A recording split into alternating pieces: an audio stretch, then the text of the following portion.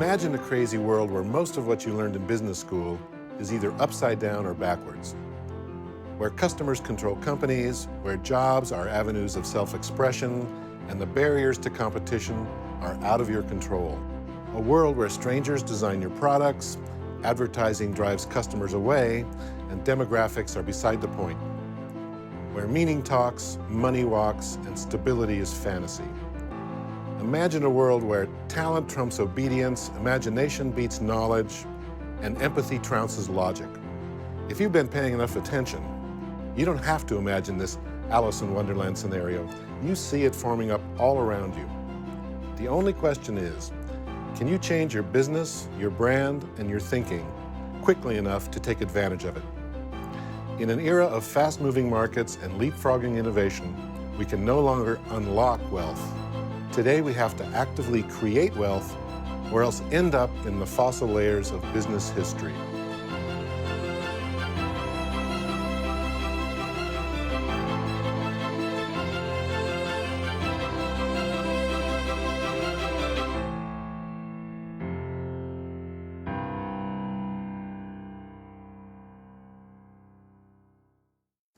Hi, I'm Marty Neumeyer, author of 3 books on innovation: The Brand Gap, Zag, and The Designful Company. Today I'm going to share highlights from my books and show you ways to transform your company into a powerhouse of nonstop innovation. I've divided the workshop into 3 parts: brand strategy, design thinking, and nonstop innovation. Most of the workshop will be a whiteboard demonstration of the principles you'll need to be more innovative. But in a few places, I'll throw in some exercises to let you apply these principles to your own company or brand. You can either pause the video and do the work or play it through to the next section. Ready? Let's start by looking at 2 growing problems we face in the 21st century. The first is that business is speeding up. Ever since 1965, when Gordon Moore made the prediction that computer speeds would double every 18 months or so, commerce has increased at the same pace. Today, more transactions are made in one day than all of 1965. What this means is that while one company is busy marketing its latest product or service, the other companies are busy making it obsolete. In other words, the market moves faster than any one company. The second problem is that the marketplace is extremely cluttered. Since 1983, the number of U.S. trademarks has quadrupled, and since 1991, the number of supermarket brands has tripled. Today we have 5 levels of market clutter: too many products and services, too many features per product, too many media messages, too many elements per message, and too many competing channels. Why is this a problem? Because a wealth of information creates a poverty of attention. Let's look at what happens. The human brain is hardwired to filter out all but the most useful information. When the brain does find something useful, it labels it and stores it in a little mental box called a frame. If I say MP3 player, what product immediately comes to mind? iPod, right? That's because you've already filled the little box labeled MP3 player with an Apple iPod, or whatever product you think is best. Once that little box is filled, it takes a lot to unfill it. This creates a barrier to competition. What do I mean by a barrier to competition? Let's go into the classroom so I can illustrate this concept.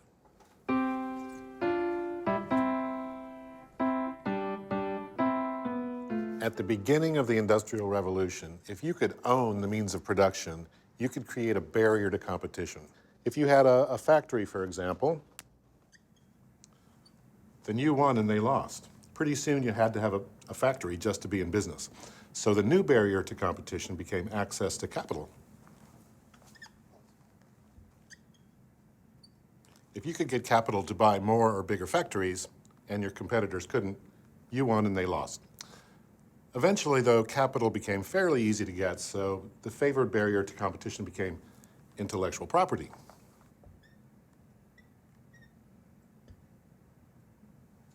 If you could get a patent that would protect your plan or your process, you won and your competitors lost. Today, however, because of the accelerating speed of change, the IP barrier is showing a few cracks. I mean, What good are patents if products are obsolete overnight? So now the barriers to competition are brands.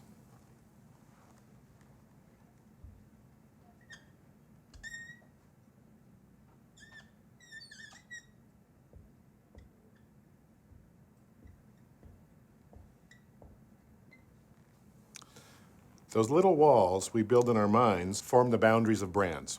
But notice that the barriers to competition have slowly moved from the physical to the intellectual, from bricks to paper to concepts to feelings, and from within a company's control to outside it. You can own a factory, but you can't own a customer's perception. Meaning, not money, is the new currency of business. So what exactly is a brand? Here's my definition. A brand is a person's gut feeling about a product, service, or company. Now, it's a gut feeling because people make most decisions intuitively, no matter what we think. And it's a person's gut feeling because brands are not controlled by companies, but by individuals. In other words, it's not what you say it is, it's what they say it is.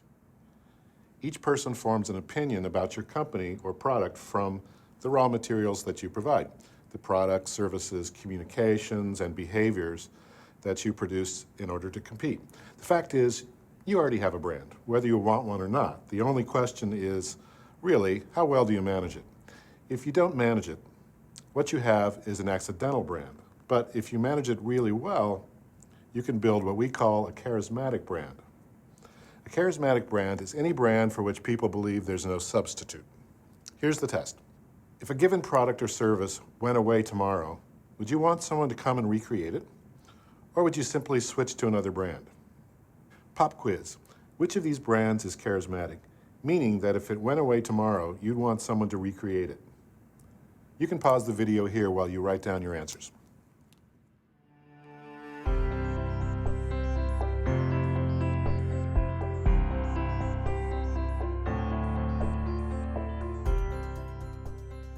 Got your answers?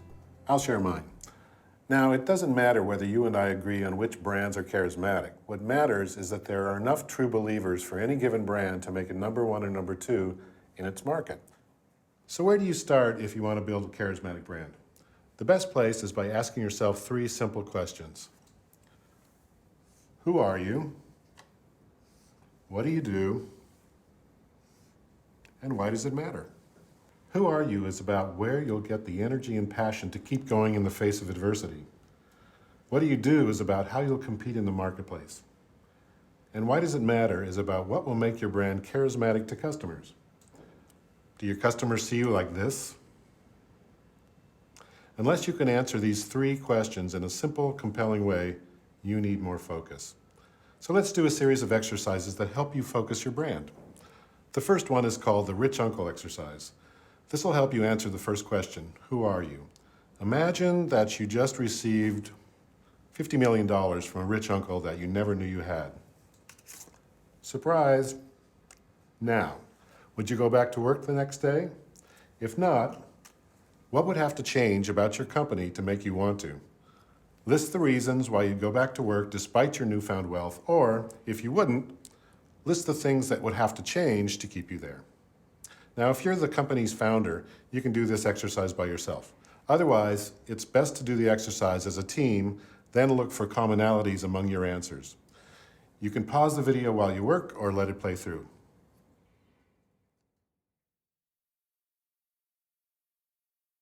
Finished? Good. Now you've either identified the source of your company's passion or you've discovered what has to change about your company to bring the passion back. Now, let's move on to the second question. What do you do? A quick way to get at this question is with the onlyness exercise. All you do here is fill in the blanks. Our brand is the only blank that blanks. In the first blank, you put your category, such as electric scooter manufacturer or drive-through restaurant chain or health insurance company. In the second blank, you put what makes your company different. For example, the only electric scooter company whose products fold up like rolling suitcases, or the only health insurance company that specializes in cats, or the only chain of drive-through restaurants that sells gourmet food. If you're working in a group, you can complete this exercise independently or in teams, then compare your answers when you're finished. This should take about 15 to 20 minutes. You can pause the video now while you work or let it play through.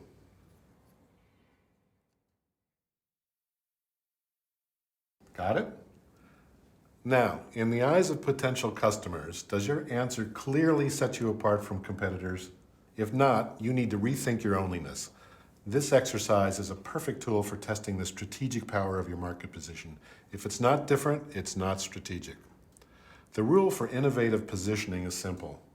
When everybody zigs, zag. But let's say you've found a way to zag. Does anyone care? This brings us to the third question. Why does it matter? Okay, imagine that it's 25 years in the future and your company has gone out of business after completing its mission. You've been so successful, in fact, that a major news service is writing an obituary to commemorate your contribution to society. What would you like it to say? Take about 30 minutes to write 100 to 150 words on what your company achieved. You can work independently or in teams, then present your obituaries back to the whole group. Pause the video now and remember, you only live once. Think big.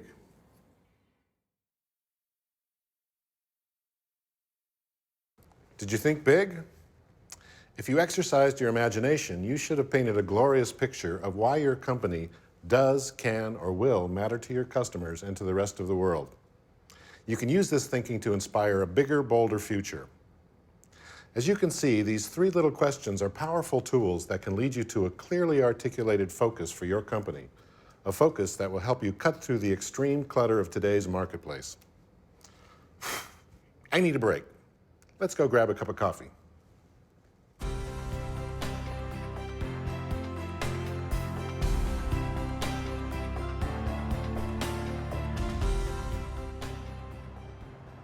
I never thought I'd be coming here every day, not just in the morning, but in the afternoon too, and paying 8 times what I used to pay for ordinary coffee. Now that's a charismatic brand. If we were to craft an onlyness statement for Starbucks, it might go something like this. Starbucks is the only chain of American coffee shops that builds community with a European coffee experience. Of course, in other countries, Starbucks would be seen as an American coffee experience, which still seems to work. Using this idea as its strategic position, Starbucks now has a filter for all decisions that affect its business. Any move that strengthens its commitment to community or customer experience will improve its focus and continue building its barrier to competition. Any move that weakens its commitment to community or its customer experience will unfocus it and erode its barrier to competition. When you look at the recent round of store closings at Starbucks, you might be tempted to blame over-aggressive growth or a bad economy. But you could also blame faulty brand decisions. By adding a lot of unnecessary product extensions like smoothies, coffee, ice cream, sandwiches, coffee equipment, and decorative knickknacks, plus extensions like packaged supermarket coffee, and they've started to undermine the customer experience. Instead of getting rid of their stores, they should get rid of the junk that's unfocusing their brand. If they don't, customers will begin to see them like this and go elsewhere for the simple, authentic experience they once got from Starbucks. Of course, Starbucks is just trying to do what all companies do, keep growing. But how do you keep growing when adding more stuff undermines the meaning of your brand? The answer is innovation, not the incremental kind that adds a new flavor, a new color, a new feature every month. I'm talking about the game-changing kind that pulls the rug out from under competitors time and time again, so they're always playing catch-up.